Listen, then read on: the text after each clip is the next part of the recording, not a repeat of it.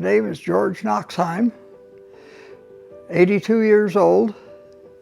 I've taken up my first love, motorcycles, and racing at the Bonneville Salt Flats. I got interested in racing out at Bonneville when I was in high school, and there would be newsreels at the theater with someone racing out there. There was cars, there was motorcycles, and it looked interesting to me, but I never really planned on getting into it.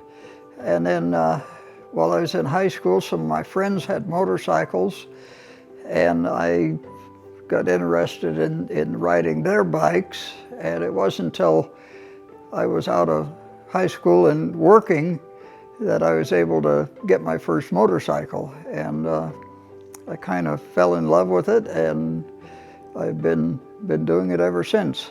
Got my first one, I believe, in 1958, and been with them ever since. Unless you've been there, you really don't understand it. I don't think anybody does. You can see all of the movies, all of the photographs and videos, but until you're actually there at the Bonneville Salt Flats in Utah and see the wide open expanse, it's one of the few places in the world where you can stand and actually see the curvature of the earth. It's that large and flat. And to see, everybody's seen traffic, everybody's seen the freeways and heard the noise of the freeways and the roads and stuff. But out there, you can see a motorcycle go by at well over 100, some of them 200 miles an hour.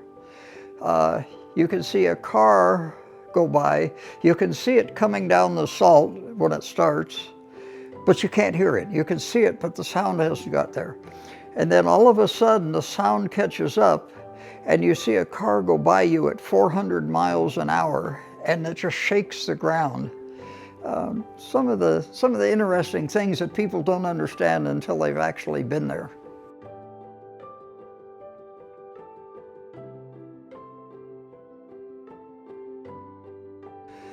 The highest speed I've attained is with this one that's sitting behind me here, and that's about 120 miles an hour, close to 120. I'm hoping to be able to get that one up a bit faster after I had some work done on it, on the turbocharger that's on it by a fellow back east last year. What does it feel like? Well, when the conditions are the best, it's as hard and flat as concrete. And racing on it, there's nothing out there to run into or run past except for the markers that they put out. So you don't get the sensation of how fast you're going because there's nothing passing by. It's until you've been there and done it, it's hard to explain. Oh, biggest roadblock. Probably just getting everything tuned to run properly out there. It's about 4,200 foot elevation, and the atmospheric equivalent changes constantly. You might take off in the morning at 10, 11 o'clock in the morning, and it'll be the equivalent of being at 4,200 foot elevation. Then as the day warms up and the sun heats things up, later in the day, it might be the equivalent of 7,200 feet elevation. So consequently, you're always tuning the engine for the atmospheric equivalence. Well, when things go wrong, you just deal with them. I mean, if it's a mechanical breakdown, you do what you can to fix it. The enjoyment. Like I say, I've seen these people racing out there on newsreels and news clips at the movie theater back when I was a teenager and stuff.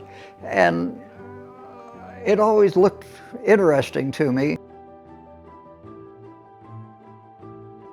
How's my age affected it? I don't think my age really has.